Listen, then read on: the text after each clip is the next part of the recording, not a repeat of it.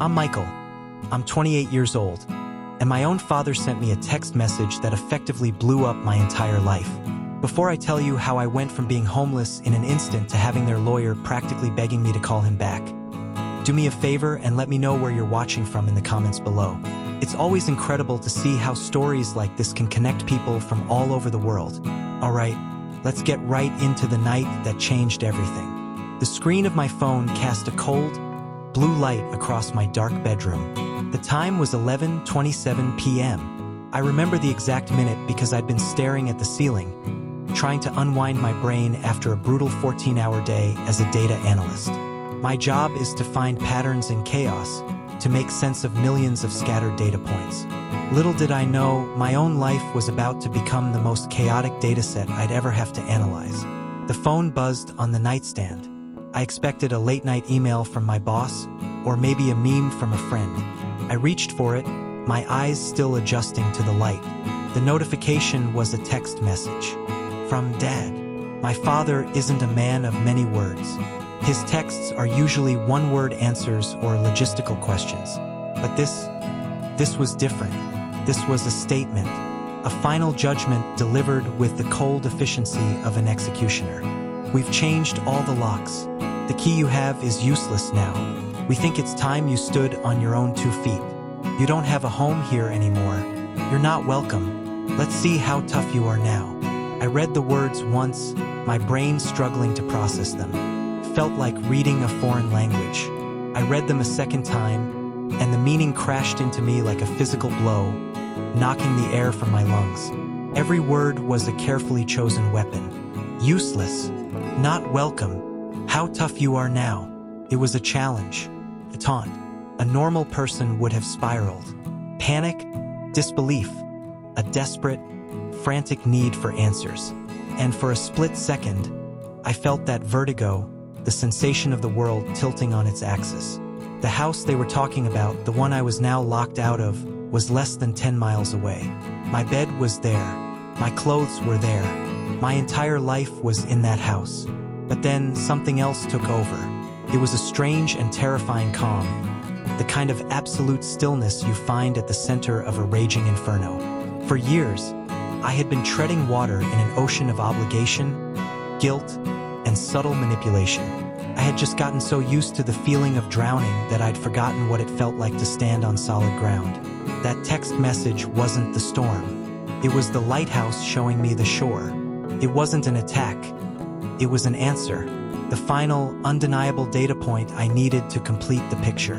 My thumb, which had been hovering over the call button, moved to take a screenshot instead. The click of the shutter was the quietest, most definitive sound I'd ever heard. I saved the image to a folder on my cloud drive, a folder labeled simply Evidence. It joined hundreds of other files, scanned receipts, bank statements, forwarded emails.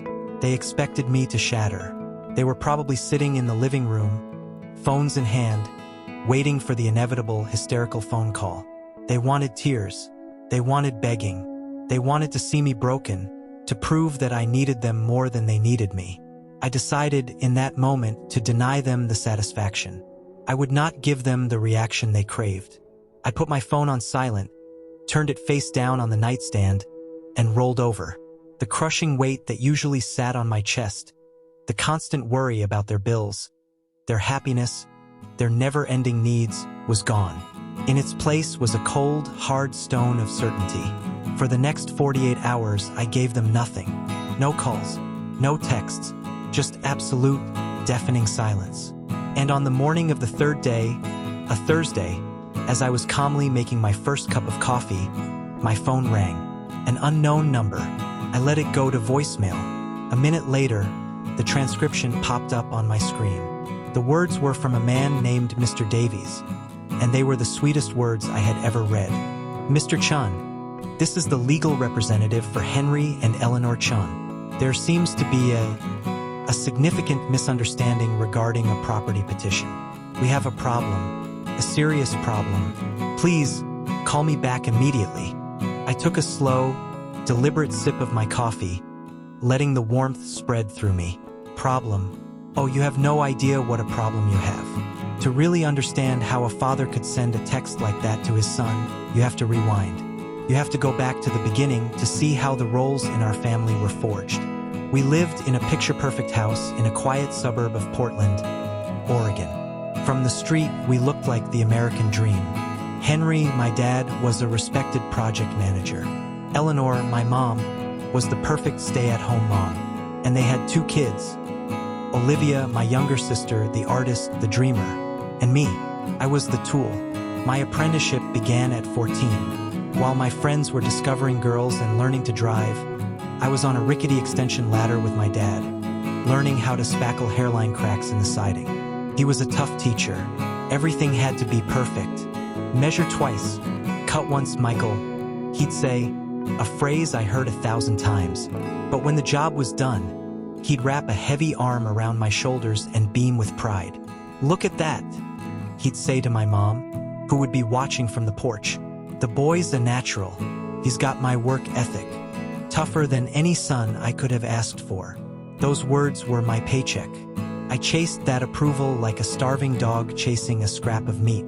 So I worked, every weekend, every summer. My friends would be heading to the river, and I'd be regrouting the bathroom tile. They'd be going to a movie, and I'd be snaking the main drain because it was clogged with tree roots again. I remember one particularly miserable job when I was 15. We had a leak in the crawl space under the house. It was a dark, damp, spider-infested nightmare. My dad, citing a bad back, handed me a flashlight and a bucket of sealant. You're smaller, you'll fit in there better, he said. Be a man about it. I spent 6 hours on my belly in the cold mud, patching a leaking pipe, spiders crawling over my hands. When I finally emerged, covered in filth and shivering, my mom handed me a towel. Oh, you poor thing, she said. Go get cleaned up. Your sister made a beautiful painting today. I want to show you. There was no thank you. There was no acknowledgement of the disgusting job I had just done. My labor was as expected and as invisible as the turning of the tides. It was simply my function. Olivia's function was to be delicate and create beauty. My function was to do the dirty work that made her world possible. This dynamic was reinforced at every turn. When a storm knocked a heavy branch onto the roof, it was me, the 16-year-old, who had to climb up with a chainsaw to cut it apart because my dad didn't want to risk it. When my mom wanted to rearrange the entire living room, it was me who had to move the solid oak bookshelf that weighed a ton. Mrs. Gable, our sweet, eagle-eyed neighbor, saw it all. She'd often find an excuse to come over with a plate of cookies while I was in the middle of some backbreaking project. Your parents are so lucky to have you, Michael, she'd say, but her eyes held a look of pity that I didn't understand at the time. You work so hard for them. I thought she was complimenting me. I didn't realize she was trying to tell me something. She wasn't seeing a helpful son. She was seeing a child laborer. The ultimate proof of my role came the summer I turned 17. The entire wooden deck needed to be stripped, sanded, and restained. It was a huge job. My dad bought all the supplies, filled the garage with cans of stain and sandpaper. The very next day, he announced that a can't-miss work opportunity had come up in Seattle. He, my mom, and Olivia would be gone for the week. You've got this, champ, he said, clapping my shoulder at the door. Think of it as your project. Take ownership. For 8 days I worked. The sun beat down on my back. My hands were a raw mess of blisters and splinters. I worked until I was too exhausted to see straight. When they came back, tanned and relaxed from their work trip, they marveled at the deck. It's gorgeous, my mom said. It looks professional. My dad walked the perimeter, inspecting my work like a drill sergeant. He found a single drip of stain on one of the support posts, pointed at it and said, "Attention to detail, son." Then he winked. "But good job. You saved us at least $3,000 in labor." My reward for saving them $3,000 was my favorite takeout pizza. As I sat there, eating my pizza, too tired to even speak, Olivia was showing them the expensive art supplies she had bought in Seattle. With their money they had, in part because they never had to pay for my labor. I was an asset, a very profitable, unpaid subsidiary of the family business. And business, as I was about to find out, was booming. The transition from physical labor to financial support was seamless. It was just another form of work, another way for me to fulfill my function. The day I got my first real job after graduating from community college, my dad sat me down for the talk. It wasn't about the birds and the bees. It was about dollars and cents. He laid out a stack of bills on the kitchen table under the harsh fluorescent light. "Michael," he said, his voice grave, "you're a man now, a working man, and with that comes responsibility. Your mother and we're not getting any younger. Things are tight." He pushed the electric bill towards me. "We need you to step up. We need you to contribute." It wasn't a request. It was a promotion. I had graduated from unpaid handyman to financial contributor. I was so conditioned to seek their approval that I actually felt a surge of pride. I was helping. I was important. I agreed to pay for all the utilities. What I didn't know was that this was a test, a trial run, and I passed with flying colors. A few months later, the real crisis hit, or at least the real crisis. It was another kitchen table summit. This time, my mother was there, dabbing at her eyes with a tissue. My dad had a letter from the bank in his hand. It was a foreclosure warning. He said he'd gotten behind on the mortgage. His company had frozen bonuses and he'd miscalculated. They were in danger of losing everything. "I've failed you," he said, his voice cracking. He wouldn't look at me. "I've failed this family." My mom let out a small sob. "This house is our whole life," she whispered. "It's all we have." It was a masterful performance. I was 21 years old, naive, and completely terrified at the thought of my family being thrown out onto the street. The thought of Olivia, still in college, having her home taken away. "I'll help," I said, my voice coming out faster than my brain could process. "How much is it? I'll cover it." The relief on their faces was instantaneous. My dad finally looked at me, his eyes full of what I thought was grateful tears. "You're a good son, Michael," he said. "The best son. This is just temporary, just until I can get us back on solid ground. A year, maybe 2 at the most." So I did it. I sat down with my dad, and we went through my salary, my expenses. We calculated how much I could afford. We set up an automatic bank transfer from my account to his. It was a massive chunk of my income, nearly 60% of it. But it was for my family. It was to save our home. That temporary arrangement lasted for 7 years. The years blurred together in a haze of work and transfers. I never moved out. How could I? I was paying the mortgage on the house I was living in, but it never felt like mine. I was a tenant whose rent was the entire financial burden of the property. Meanwhile, Olivia blossomed. The money I was pumping into the household freed up my parents' income for her. She got the new car for her high school graduation. They paid her tuition at a prestigious private arts college without her having to take out a single student loan. My own student debt from community college felt like a lead weight in my gut. The final straw, the thing that planted the first real seed of deep, corrosive resentment, was her 24th birthday. I had been working insane hours to get a small promotion, and the bonus that came with it was the first extra money I'd seen in years. I was planning to use it to finally pay off my student loan. That weekend, my family threw a big birthday party for Olivia. At the party, she made a grand announcement. She was quitting her part-time job at a coffee shop to open her own art gallery. She had found the perfect little space to rent. "And I couldn't have done it without my amazing parents," she said, raising a glass of champagne.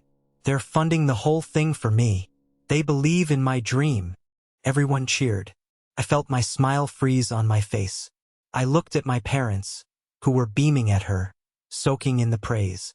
They were funding her dream, with my money, with the bonus I was going to use to buy my own financial freedom. Later that night, I overheard my mom talking to my aunt. "We're so proud," she said. "We've been putting money aside for her for years. It's so important to give your children the best possible start in life." I walked away.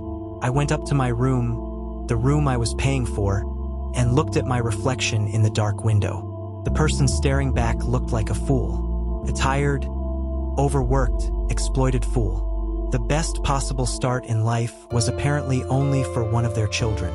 The other one was just the engine that powered the whole machine. The person who finally forced me to look at the machine I was powering was my best friend, Dominic. Dom wasn't just a work colleague.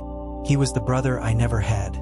We had a shorthand, an ability to be brutally honest with each other. He knew I was helping my family, but he didn't know the extent of it. I was too ashamed to tell him the full story.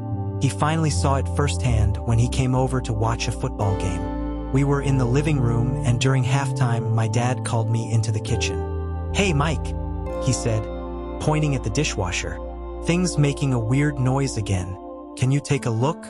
You know your way around these things." It wasn't a request. It was an order disguised as a compliment. Before I could even answer, I heard Dom from the living room. "Henry, the game's about to start back up. It'll just take him a minute," my dad called back, already walking away. He's the expert. So while the game restarted, I was on my hands and knees in the kitchen, pulling out the dishwasher. Dom came and stood in the doorway, a beer in his hand, just watching me. He didn't say a word, but his silence was heavy with judgment. After about 20 minutes of me tinkering with the motor, I finally got it to stop making the grinding noise. I came back into the living room, wiping grease from my hands, and sat down. The game was almost over. "You missed a hell of a fourth quarter," Dom said, his eyes not on the TV but on me. "Yeah, well," I mumbled. "Duty calls. Is that what you call it?" he asked, his voice quiet but sharp. After the game, he insisted we go out. "We need to talk," he said. The moment we were in the solitude of his car, he dropped the bomb. "I'm going to be blunt, because I'm your friend," he started. "What I saw in there tonight wasn't a family. It was a business, and you're the only employee who doesn't get a paycheck." I started to get defensive. "It's not like that. They needed help with the dishwasher." "The dishwasher? Michael, come on," he said, his voice rising with frustration. "It's not about the damn dishwasher. It's about the fact that your father, an able-bodied man, ordered you to fix it during the one night you have off. It's about the fact that they see you as a free utility. Handyman, mechanic, and from what you've hinted at, their personal bank." He pulled the car over to the side of the road and killed the engine. He turned to face me fully. "Let me ask you some questions. You're a data guy, so just think of it as a survey. Do you pay their mortgage?" I hesitated. "I help with it." "Answer the question. Do you make the payment every month that keeps the roof over their head?" "Yes," I admitted, the word tasting like ash. "Okay. Is your name on the deed to that house?" "No." "Do you have a formal, written loan agreement with them?" "No. It's family." "Wrong," he shot back. "It's a multi-$100,000 asset that you are paying for but have zero legal claim to. Now, next question. Your sister, Olivia, does she contribute financially?" "She's an artist," I said weakly. "She's just getting started." "That's not what I asked. Does she pay for the utilities? Does she contribute to the mortgage?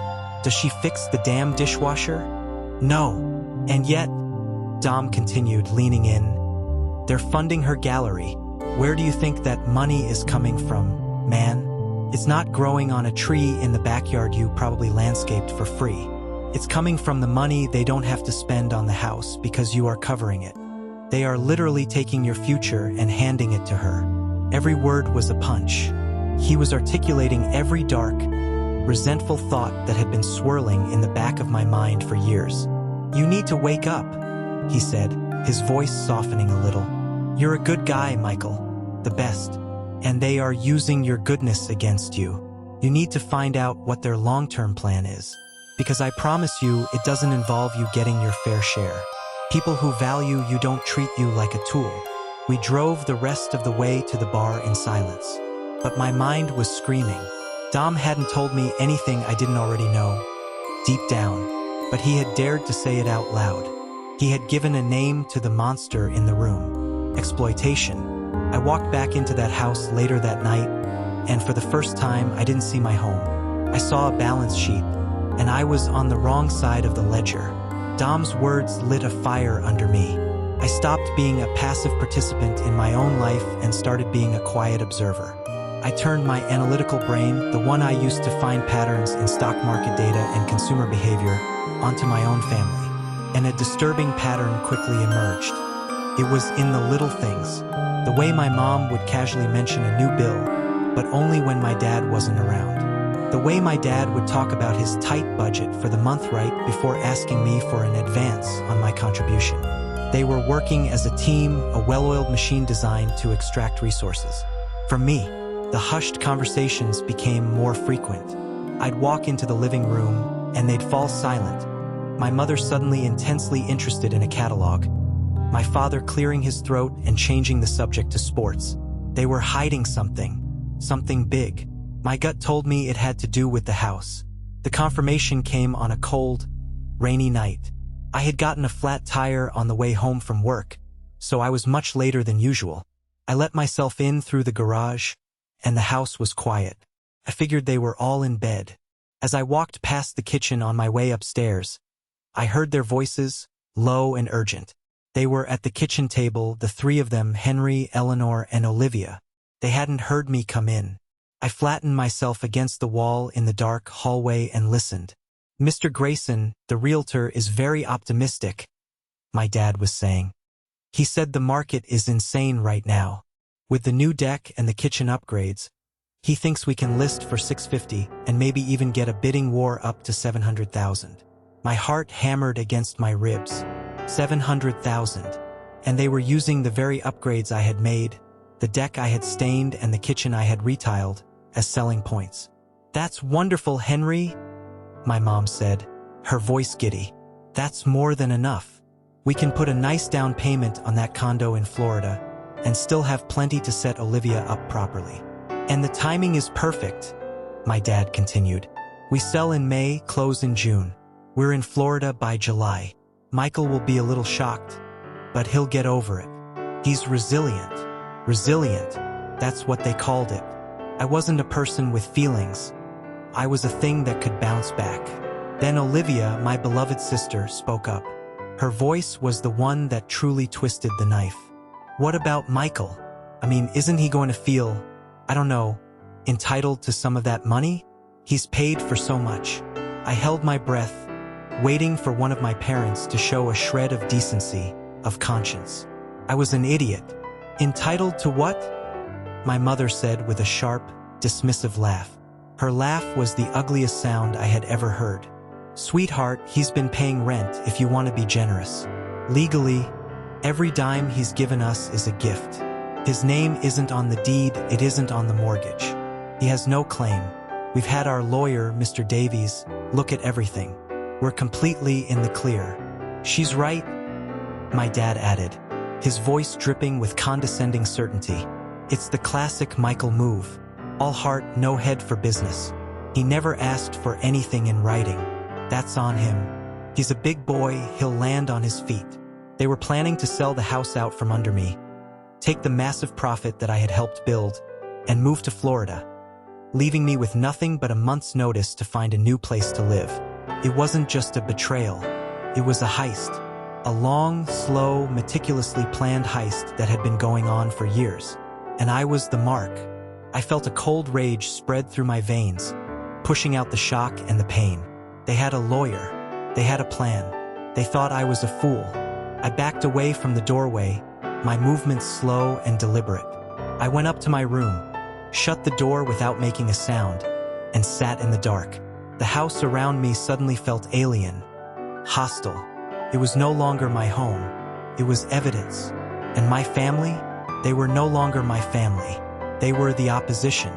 And if they had a lawyer, then I needed to get one too. The game was on. The next 6 months were a masterclass in deception.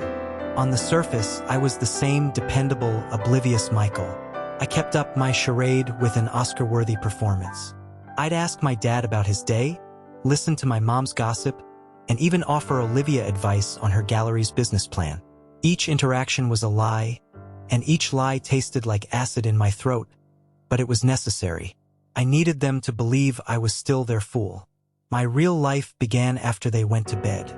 My bedroom transformed from a place of rest into a forensic accounting office.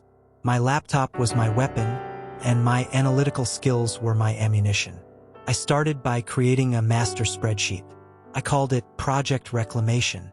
I began with my digital footprint, a decade of my life stored in bank servers and email archives. I spent hours night after night scrolling through years of bank statements. I tagged every single electronic transfer to my parents' account. I categorized them: mortgage, utilities, property tax, emergency roof, emergency plumbing. The numbers grew at an alarming rate, a monument to my own blind loyalty. Then I turned to my email. I searched for keywords: help, bill, loan. Oh, urgent. Hundreds of messages popped up. I read every single one. My mother's pleading tones, my father's man-to-man requests. I saved each one as a PDF, numbering them chronologically. Exhibit 1, email from E. Chun requesting funds for gas bill. Exhibit 2, text from H.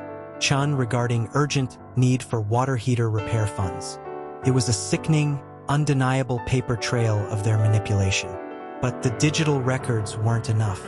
I needed physical evidence. I started searching the house, quietly, carefully. I learned the rhythm of their movements, the creak of the floorboards. When my dad was out golfing and my mom was at her book club, I would conduct my raids. I started in the office, a room I was rarely allowed into. I photographed every bill I could find, every tax statement, every insurance document. The most stressful part was keeping my composure. One afternoon, my mom came home early and found me in the office. My heart leaped into my throat. I had a folder of property tax receipts open on the desk. "Michael, what are you doing in here?" she asked, her voice sharp with suspicion. I thought fast. "Just looking for a pen," I said, holding one up with a shaky hand. "All the ones in the kitchen are dead." She narrowed her eyes for a second, then her face softened. "Oh, okay, honey. Well, come on out of there. Your father doesn't like people messing with his desk." It was a close call. Too close. I moved my search to the garage and the basement, places they rarely went. I found old receipts from Home Depot and Lowe's, purchases made with my credit card for thousands of dollars in lumber, tile, and plumbing supplies. I found the instruction manual for the water heater I installed, with my greasy fingerprints still on it. Each item went into a file box I kept hidden in the trunk of my car. I contacted my friend Cooper, the contractor. I sent him a list of all the major projects I'd completed on the house over the years: the deck, the kitchen remodel, the bathroom retiling, the landscaping, the new fence. "Hey man, weird request," I wrote. "Can you give me a rough, professional estimate of what a client would pay for this list of work?" His reply came back a day later. The subject line was just, "Dude." The attached invoice was for over $45,000 in labor alone. "And that's a friends and family discount," he wrote. "You basically rebuilt half that house for them." After months of this painstaking work, my project reclamation spreadsheet was a thing of beauty. The grand total of my direct financial contributions was $85,721.48. When I added Cooper's labor estimate, the number soared past $130,000. It was more than just money. It was my youth. It was my 20s. It was the life I could have been building for myself. And I had the proof, every last damning cent of it. It was time to find out what it was worth in a court of law. I had a mountain of evidence, but it was all predicated on one thing: my word against theirs. They would claim poverty. They would weep and wail about their financial struggles, painting me as a cruel son kicking them when they were down. I knew I needed something more. I needed to prove not just that I had given them money, but that they hadn't actually needed it. I needed to find their lie. The opportunity presented itself in the most mundane way imaginable. My mother, in a fit of spring-cleaning energy, declared the attic a disaster zone. "Michael, honey, I need your help," she said one Saturday morning. "You're the only one strong enough to move those heavy old trunks. We need to clear it out." My role, the workhorse. For once, I was thrilled to play the part. The attic was a dusty, forgotten landscape of family history, and a perfect place to hide things. I spent the morning hauling boxes of old clothes and holiday decorations. I sweated, I coughed on dust, and I played the part of the dutiful son. As I moved an old steamer trunk filled with my grandfather's army uniforms, I saw it. Tucked behind a stack of water-stained encyclopedias, almost completely hidden in the shadows of the eaves, was a small, gray metal file box. It was sleek and modern, completely out of place among the decades-old clutter. It had a keyhole on the front. It was locked. My pulse quickened. People don't lock away sentimental junk. They lock away secrets. I waited for my chance. Later that afternoon, my parents went out to run errands. The house was empty. I flew up the attic stairs, my heart pounding. I retrieved the box and took it to my room, locking my own door behind me. I didn't have the key, but years of being a handyman had taught me a few things. A sturdy paperclip and a small screwdriver were all I needed. I felt like a spy in a cheap movie, my hands fumbling with the lock. After a few tense moments, I heard a satisfying click. The box popped open. The contents weren't sensational at first glance, just files, neatly organized. But the labels on the tabs made my breath catch in my throat. Bank of America Savings, Fidelity Investment Account, E-Trade Stock Portfolio. This wasn't an old, forgotten account. These were active. I pulled out the top file. It was a Bank of America Savings account statement for Henry and Eleanor Chun. It was dated just 2 months prior. I looked at the summary at the top of the page. My eyes scanned past the account number, looking for the balance. And then I saw it. Ending balance, $82,451.37. The number didn't seem real. It swam before my eyes. $82,000. While they were crying poverty to me, while they were telling me they couldn't make the mortgage, they had more money sitting in a single savings account than I had made in the last year and a half. I felt a wave of nausea so intense I had to sit down on my bed. My hands were shaking. This wasn't a misunderstanding. This wasn't a case of financial mismanagement. This was a cold, calculated, long-term fraud. I frantically dug through the other files. It got worse. The Fidelity account held a portfolio of mutual funds worth over $30,000. The E-Trade account was smaller, mostly blue-chip stocks, but it was still another 15 grand. All told, they had nearly $130,000 in liquid assets, completely hidden from me. I started looking at the transaction histories, and that's when I felt the final piece of my heart turn to stone. I saw monthly deposits into the savings account. $1,000 here, $1,500 there. The dates were chilling. They often corresponded to the first week of the month, right after I made my mortgage payment to them. The picture was now brutally, sickeningly clear. They were taking my money to pay for the house, and then taking the money they should have been using for the house and funneling it directly into their secret savings. I wasn't just keeping them afloat. I was their primary source of investment capital. I didn't hesitate. I laid each document out on my bed and, with a steady hand I didn't know I possessed, I photographed every single page with my phone. The summaries, the transaction histories, everything. I created a new subfolder in my Evidence Cloud Drive. I named it The Smoking Gun. I carefully put every paper back in its file, placed the files back in the box, snapped it shut, and carried it back to the attic. I tucked it back into its dark corner behind the encyclopedias, a hidden serpent waiting to strike. When I came back down to my room, the rage was gone.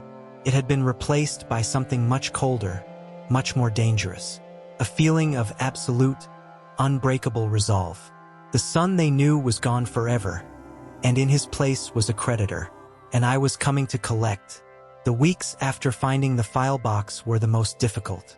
I was living with a time bomb, and the waiting was excruciating.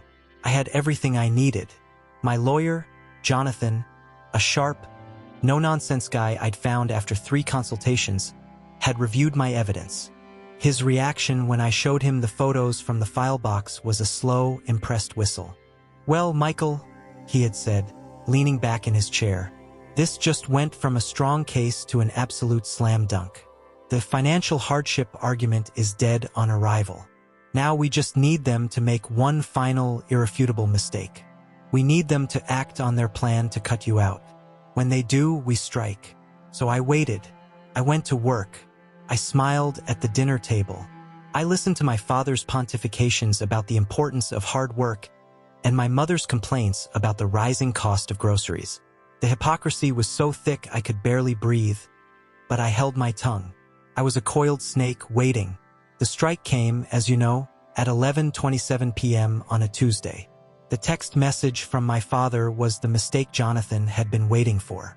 It was arrogant, it was cruel, and it was the most beautiful gift my father had ever given me. It was concrete proof of his intent to oust me from the property, a key legal term. I forwarded the screenshot to Jonathan. My email contained only 3 words. "This is it." His reply was almost instantaneous. "Got it. I'll file the petition for partition and the unjust enrichment claim first thing in the morning. The process server will be at their door by the afternoon. My advice to you now is critical. Go completely dark. Do not answer their calls. Do not reply to their texts. Do not engage in any way. Let all communication go through me. Let them panic." And panic they did. The next afternoon, my phone began to explode. First, a call from my mother. Her name flashed on the screen. I stared at it, my heart pounding a little, and pressed the ignore button. Felt incredible. She immediately called back. I ignored it again. The voicemail she left was pure, hysterical fury. "Michael Chun, what is the meaning of this? A man came to our door. He served us with papers. You're suing us? Your own family? After everything, this is how you repay me? You call me back this instant." Then came the barrage from my father. Call after call after call. He didn't bother leaving a voicemail. It was just a relentless, angry assault on my phone. I silenced it and put it in my desk drawer. The climax came the following morning. The call from the unknown number. The panicked, stammering voicemail from their lawyer, Mr. Davies, a man who had clearly just had the worst conversation of his life with his clients. "Mr. Chun, we have a serious problem." I listened to that voicemail 3 times. That was the sound of the power dynamic shifting. The sound of their carefully constructed world beginning to shatter. The sound of their arrogance crashing headfirst into the wall of my meticulously documented reality. They thought they were kicking me out. They had no idea they had just opened the door for me to walk in and take half of everything they owned. The war had begun, not with a bang, but with the quiet filing of a legal document. And I was going to win. The week that followed was a strategic game of chess. My family's opening move was a relentless emotional blitzkrieg. My phone was a war zone of escalating tactics. The angry texts gave way to pleading ones. From my mom, "Michael, we can talk about this. There's no need for lawyers. This is a family matter. You're breaking my heart." Then came the guilt trips from my sister, Olivia. "Mike, I don't know what they told you, but you've got it all wrong. You're tearing this family apart over some money. Please just call Dad." I followed Jonathan's advice like a religion. I didn't just ignore them. I blocked them. Every number. I created an email filter that automatically archived their messages into a folder I shared with Jonathan. Their desperate pleas and angry accusations became nothing more than additional exhibits for our case. My silence was my shield and my sword. It protected me from their manipulation, and I knew it was driving them absolutely crazy. While they were flailing, I spent that week solidifying my position. I met with Cooper for coffee. I laid out the whole story. He wasn't surprised. "I knew it, man," he said, shaking his head in disgust. "The way your dad used to talk to you on those projects. Like you were his employee, not his son.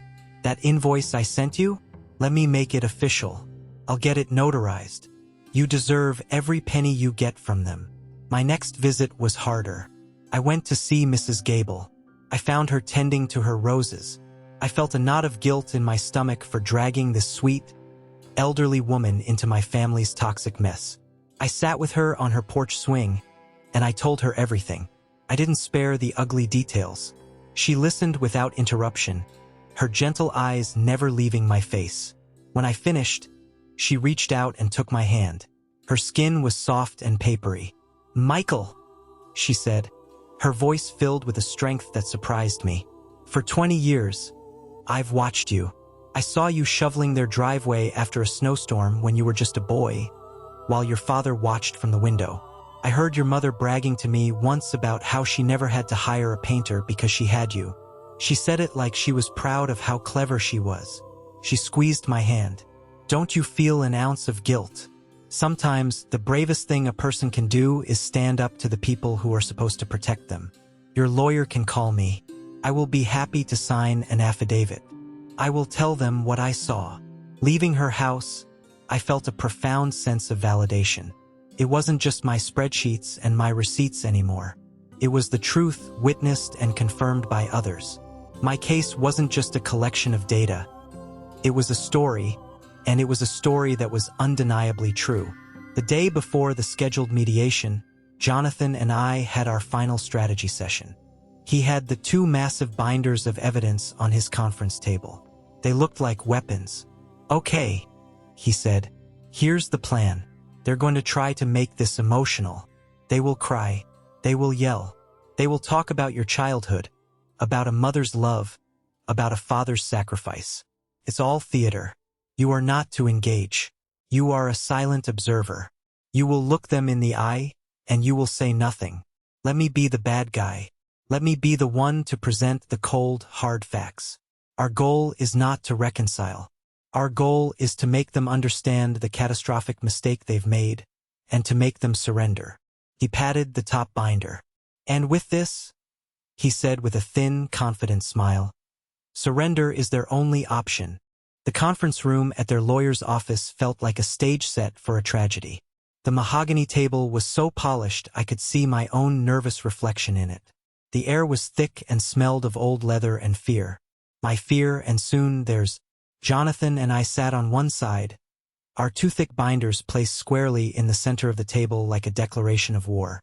The door opened and they entered. It was the first time I had seen them in over a week.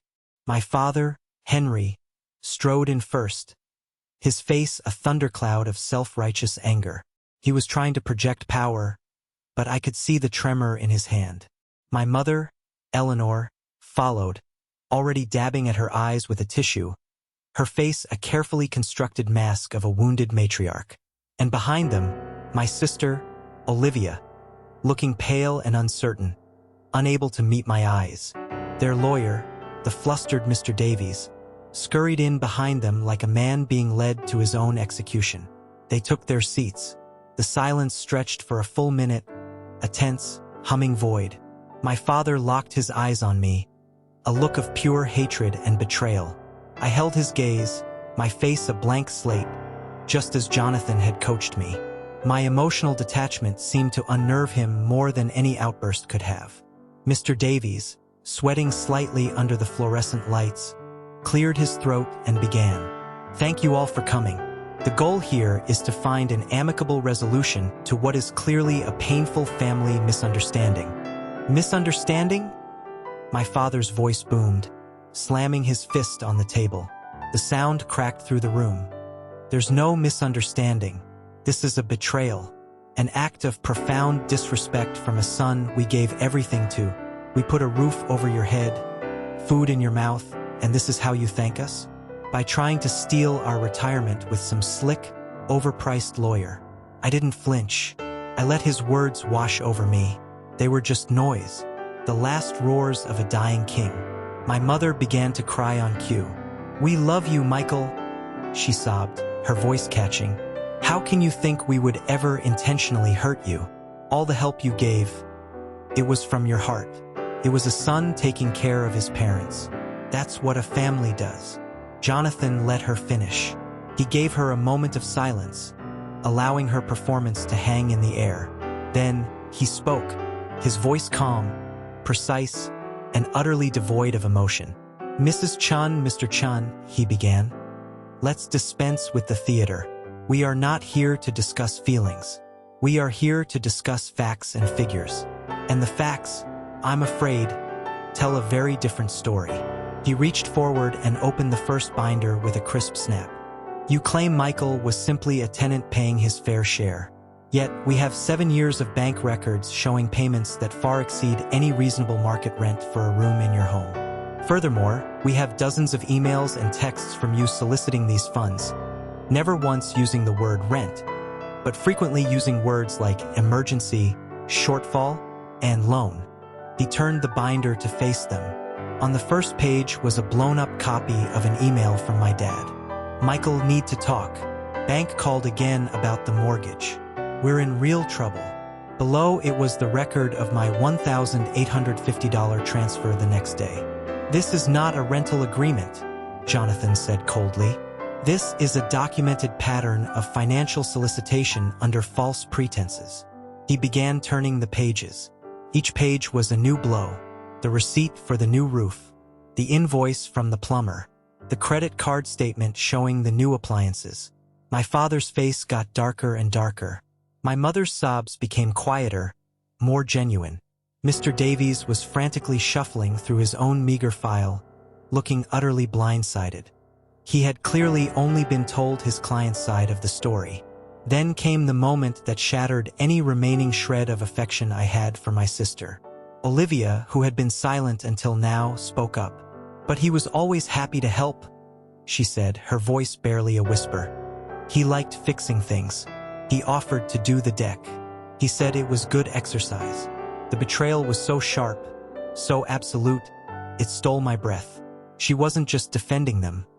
She was actively participating in the lie. She was trying to erase my experience, to paint my years of coerced labor as a hobby. She was making me the villain of my own story. In that moment, I saw her for what she was. Not an innocent bystander, but a willing accomplice. Olivia's comment was the lifeline my father was desperate for. He pounced on it. "Exactly," he boomed, pointing a finger at Olivia. "His sister knows. He enjoyed it. He took pride in it. This entire lawsuit is a fabrication. A twisted fantasy created by a greedy, ungrateful boy who has forgotten the meaning of family." Mr. Davies, their lawyer, tried to build on this momentum, though he looked increasingly uncomfortable. "My client's position is that Michael's contributions, both financial and physical, were made voluntarily and with love. There was never any expectation of repayment or ownership. This is a classic case of a gift giver having regrets later on." Jonathan listened to the whole speech with an unnerving patience. He let the words ungrateful and gift giver hang in the air. He then slowly, deliberately closed the first binder. The sound of the rings snapping shut was like a judge's gavel. He then reached for the second binder, placing his hand on it as if it were a holy book. "Let's talk about gifts," Jonathan said, his voice now taking on a new, dangerous edge. "Let's talk about the narrative you've constructed.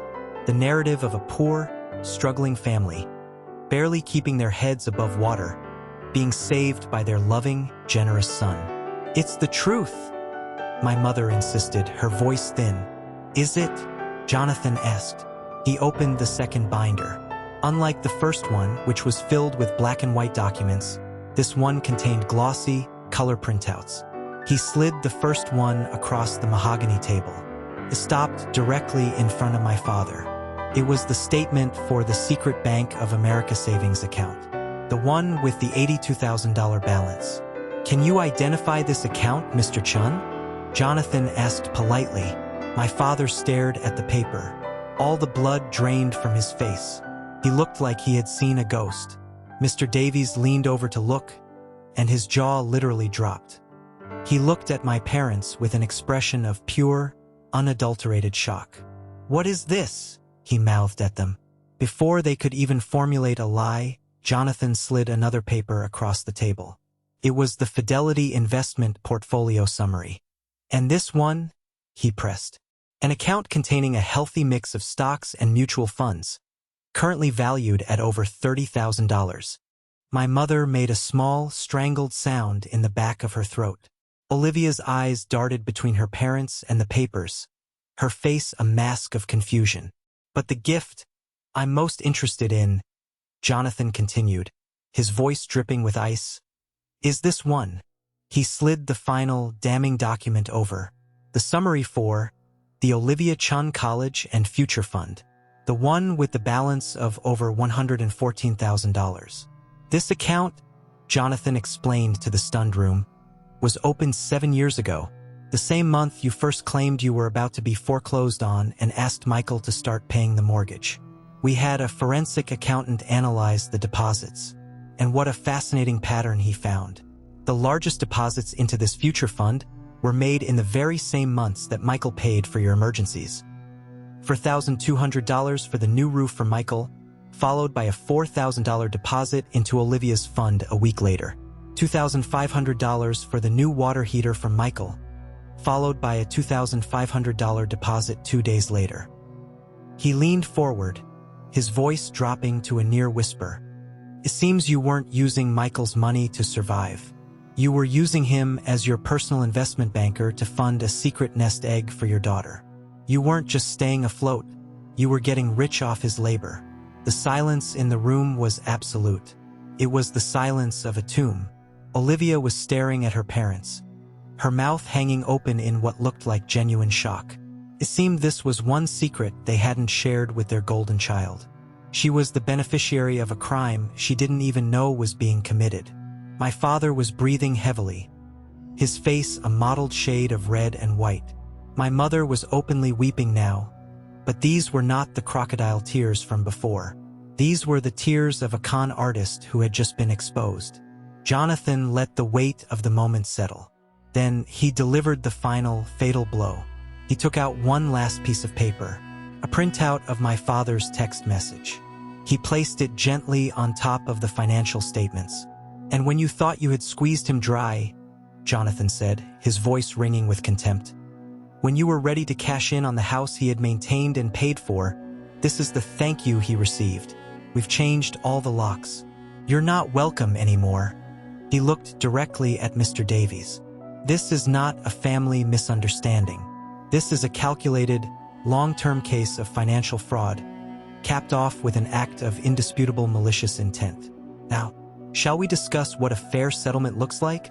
Or would you prefer to explain these documents to a judge?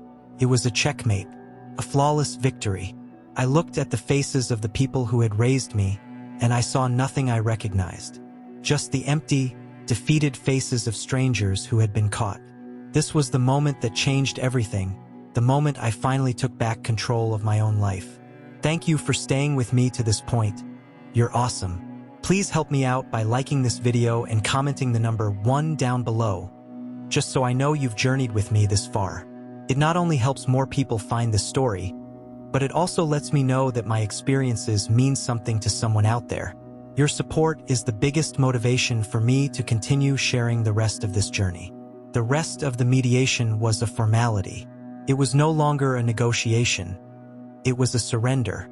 Mr. Davies, looking thoroughly disgusted with his own clients, quickly advised them to accept our initial demand, a 50% equity stake in the house, to be realized through an immediate court-ordered partition sale. There was some weak sputtering from my father about payment plans and keeping the house in the family. But Jonathan shut it down with a single cold stare. The papers were signed before we left the room. The weeks that followed were a strange, hollow purgatory. The legal system moved slowly, but the outcome was now inevitable. The court simply had to rubber stamp the agreement we had already reached. I spent that time on Dominic's couch, living out of a suitcase, feeling like a refugee from a war I had just won. The final court order arrived in an email. It was a dry, legalistic document, but to me it was the Emancipation Proclamation. It declared me a legal co-owner of the property and ordered its immediate sale and the equal division of the proceeds. I stared at the PDF on my laptop screen. I had done it. I had fought the system that had been designed to keep me down, and I had won.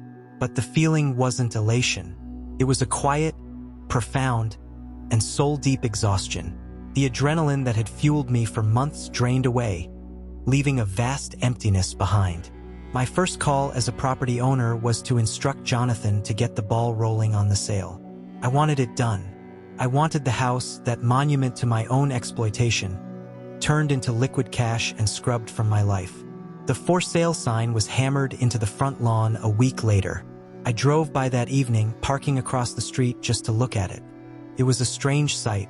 My entire childhood, my entire identity as the good son, was now on the market, reduced to a listing price and a set of open house dates. It was a painful sight, but it was also a hopeful one. It wasn't just a house for sale. It was my past for sale, and I couldn't wait to be rid of it. With the sale of the house imminent, my family's desperation reached a fever pitch. Their legal options were gone, so they reverted to their oldest and most reliable weapon: emotional manipulation. The voicemails were a daily occurrence. My mother would cry, talking about memories, about my first steps in the living room, about how I was destroying their legacy. My father would leave angry, rambling messages, calling me a traitor and accusing me of being brainwashed by my shyster lawyer. I knew I couldn't just disappear. For my own peace of mind, I needed a final, definitive closure. I needed to say my piece, not in a lawyer's office, but face to face. I agreed to meet them for coffee. My one condition was that Olivia not be there. This was between the three of us. We met at a sterile, impersonal Starbucks, a neutral territory that held no memories. They looked terrible. They seemed to have aged 10 years in a few short weeks. The stress and shame had taken their toll. My mother spoke first, her hands wrapped around her coffee cup as if for warmth. "Michael," she began, her voice trembling, "we know we made mistakes. We lost our way. But you can't do this. You can't just erase your family." "I'm not the one who erased it," I said, my voice steady and calm. "I had rehearsed this. I would not let them provoke me. You did. You erased it with every bill you handed me, with every lie you told, with every dollar you funneled into a secret account while telling me you were broke." "It was for Olivia," my father interjected, his voice rising. "We just wanted her to have a good start. You were doing so well, you were strong. We thought you could handle it." "Strong?" I repeated, a bitter laugh escaping my lips. "That's your word for it. I call it being used. Did you ever once stop to think what my dreams were? Did you ever ask me what I wanted for my future? Or was I just the engine, the workhorse that was supposed to pull the family cart while Olivia got to ride inside?" They had no answer. "I didn't come here to fight," I continued, leaning forward. "I didn't come here for an apology because, frankly, I don't think you're capable of a real one. I came here to say goodbye. The court will divide the money. After that, we are done. You will lose my phone number. You will lose my address. You will refer to me as a memory, because that's all I will be to you." My mother started to cry again. "You can't mean that. I'm your mother. A mother wouldn't have done this," I said, the words coming out colder than I intended. "A father wouldn't have sent that text message. You stopped being my parents a long time ago. You became my employers, and I've just been audited. And now I quit." I stood up, leaving my own full cup of coffee on the table. I looked at their stunned, broken faces one last time. I felt a flicker of pity, but it was quickly extinguished by the memory of their betrayal. "Have a good life in Florida," I said. Then I turned and walked out the door, and I did not look back. The sale of the house closed in record time. A young family, eager to get into the neighborhood, paid over the asking price. When all the dust settled, when the lawyers and the agents and the government had all taken their cut, a wire transfer appeared in my newly opened bank account. The number was surreal: $319,742.18. Staring at that balance on my banking app felt like looking at a typo. For my entire adult life, my account had been a place of scarcity, a constant battle to stay above zero. Now it was a place of possibility. It was a number that represented freedom. It was my back pay. It was the price of my pain, and it was the key to my future. My first move wasn't glamorous. I didn't buy a sports car. I hired a highly recommended financial advisor named Sebastian. We sat in his office, and for the first time, I felt like a real adult. He listened to my story with a calm, professional empathy. "This isn't just a windfall, Michael," he told me. "This is restitution. Our job is to make this money work for you, to build the future that was put on hold."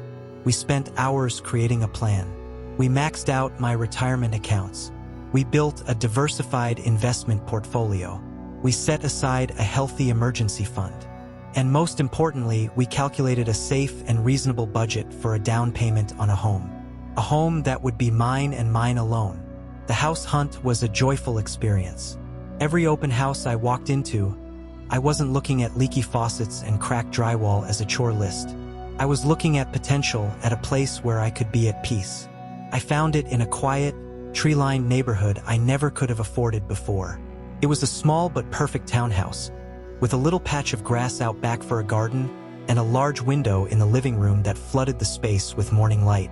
The day of the closing, when the lawyer slid the keys across the table to me, I almost cried. I drove straight to the townhouse and let myself in. The echo of my footsteps in the empty rooms was the most beautiful sound in the world. It was the sound of a new beginning. My friends Dominic and Cooper were my heroes during that time. They helped me paint. They helped me move my meager belongings from Dominic's apartment. We celebrated that first night with pizza and cheap beer, sitting on the floor of my empty living room, and I felt richer than I ever had in my life. Over the following months, I slowly, lovingly, turned that empty house into a home. I bought a comfortable couch. I hung art on the walls, art that I liked. I planted a small vegetable garden in the backyard, and I discovered a simple joy in watching something grow for its own sake, not because it served some purpose for someone else. One evening, I was sitting on my back patio, watching the sunset, a cold beer in my hand. My phone buzzed. It was a notification from a real estate app. The condo my parents had bought in Florida had just had a price drop. They were already trying to sell it. I felt a brief, detached sadness for them. Their grand plan, built on a foundation of lies, had crumbled into dust. They had traded their son for a dream that didn't even last a year. I deleted the app. Their life was not my concern anymore. I had my own garden to tend to. In the process of unpacking the last of my boxes, I came across a small, forgotten container labeled Mom's Keepsakes. It was filled with mementos from my grandmother, Rose, who had passed away years ago. I had been storing it for my mother and had forgotten all about it. My first instinct was to throw the entire box in the trash, to purge the last remnant of her from my new life. But something stopped me. My grandmother had always been a source of quiet, unconditional love in my chaotic childhood. I owed it to her memory to at least see what was inside. The box was filled with the typical things: old sepia-toned photographs, a pair of her reading glasses, a dried corsage. But at the bottom was a thick bundle of letters, tied with a brittle, faded blue ribbon. The letters were addressed to her sister, my great-aunt Margaret. The postmarks were from the 1980s, when my own mother was a young woman, just starting her life with my father. I sat on the floor of my new home office, the afternoon sun streaming in, and I began to read. My grandmother's cursive was elegant and flowing, a stark contrast to the ugly story the words told. The first few letters were full of pride about her daughter, Eleanor. But then, the tone began to change. An excerpt from 1985. Eleanor called again. She and Henry are having trouble making the car payment. She was crying so hard on the phone, saying they would be ruined. Of course, your father and I sent them the money. What else could we do? She's our daughter. A letter from 1987. I'm afraid we've made a mistake with Eleanor. It seems every time she and Henry want something, a new piece of furniture, a vacation, a new crisis pops up that only we can solve. Frank is starting to call it the Eleanor Emergency Fund. I laughed, but it hurts me to think she might be taking advantage of our love. Then came the letter that made me feel like I had been punched in the gut. It was from 1988, right after my parents had bought the house I just sold. Dearest Margaret, my grandmother wrote, the house is lovely, but I have a terrible feeling about it. We had to give them almost all of our savings for the down payment. Eleanor swore up and down it was a loan, that they would pay us back as soon as Henry's big promotion came through. But now, when I bring it up, she gets so angry. She accuses me of not trusting her, of loving money more than my own child. She has a way of twisting things that makes me feel like I'm the one who is being unreasonable. I look at my daughter, and sometimes I feel like I'm looking at a stranger. A very clever, very demanding stranger. I worry, Margie. Who will she turn to when we are gone? I put the letter down, my hands trembling. It wasn't me. It had never been just me. I wasn't the first victim. I was just the sequel. My mother was not the architect of this scheme. She was its inheritor. She had learned at a young age how to weaponize love, how to monetize guilt, how to treat her own parents as a resource to be drained. And when that resource ran dry, she and my father simply passed the pattern on to the next generation. They cast Olivia in the role of the entitled beneficiary, and they cast me in the role my grandmother had played, the endlessly loving, endlessly exploitable bank. It didn't forgive their actions. It didn't erase the pain, but it explained the pathology. This was a sickness, a generational curse passed down like a dark, twisted heirloom. Sitting there in my own quiet house, a house built on my own terms, I felt a strange sense of peace. My fight had been about more than just money or a house. It had been about breaking a cycle. My grandmother had been trapped by her love for her daughter, but I had been given the gift of their ultimate betrayal, the text message that finally set me free. They had pushed me so far that I had no choice but to break the chain. And in doing so, I had not only saved myself, but I had honored the pain of the woman who had come before me. The cycle stopped with me. It's been over a year since I walked out of that coffee shop. Life is quiet now in the best possible way. My job is still demanding, but I leave it at the office. My evenings and weekends are mine. I've taken up hiking. I've reconnected with old friends. I'm building a life that is rich in experiences, not just obligations. I never hear from them directly, but sometimes small pieces of news filter through the family grapevine. They sold the condo in Florida at a loss. They're renting somewhere in the Midwest, closer to some of my father's distant relatives. Olivia's art gallery closed after 6 months. I feel no joy in their failures, but I also feel no responsibility. They are the architects of their own misfortune. Every now and then, I think about that text message. The 6 sentences that were intended to be my undoing. We've changed all the locks. You don't have a home anymore. They thought they were delivering a final, crushing blow. They thought they were demonstrating their ultimate power over me. But they misunderstood the nature of prisons. Prison isn't always a place with bars. Sometimes it's a house where your value is measured by your utility. Sometimes it's a family where love is conditional upon your compliance. They didn't lock me out. They set me free. That text message wasn't the end of my story. It was the key. It was the one act of cruelty so blatant, so undeniable, that it gave me permission to finally save myself. It shattered the illusion of family and revealed the stark reality of the transaction it had become. The greatest lesson they ever taught me is that a home is not 4 walls and a roof. A home is a place where you are safe. A home is a place where you are seen. A home is a place where you are loved for who you are, not for what you can provide. I have that now. I built it for myself. I walk through my front door every evening, and the only person I have to answer to is me. I am no longer the handyman, the ATM, the good son. I am just Michael, and that is more than enough. They changed the locks on their house, but in doing so, they forced me to find the keys to my own life. And for that, in a strange, twisted way, I will be forever grateful. Thank you for listening to my story. I hope it resonated with you in some way. It's a strange and difficult thing when the people who are supposed to love you the most are the ones who cause the most harm. Have you ever been in a situation where you had to choose between your own well-being and a family relationship? Let me know your story in the comments below. And if you found any value in my experience, please consider hitting that like button and subscribing so you don't miss what comes next. Truly helps. Thank you again.